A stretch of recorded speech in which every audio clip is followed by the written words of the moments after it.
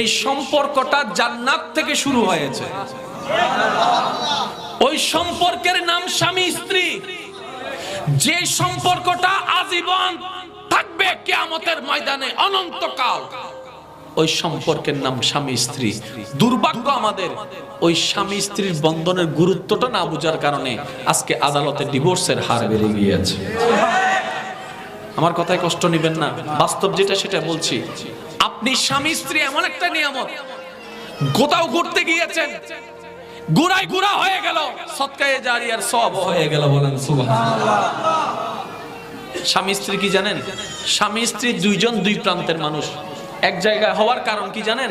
এক জায়গায় হওয়ার কারণ শুধু বাচ্চা হওয়ানো না, এক জায়গায় হওয়ার কারণ শুধু উনি ভাত রান্নবে আমি খাবো সেই জন্য না, এক জায়গায় হওয়ার কারণ হচ্ছে দুইজনে মিলে আরো বেশি করে রবের ইবাদত করব, নবীর দরুদ পড়ব। সুবহানাল্লাহ।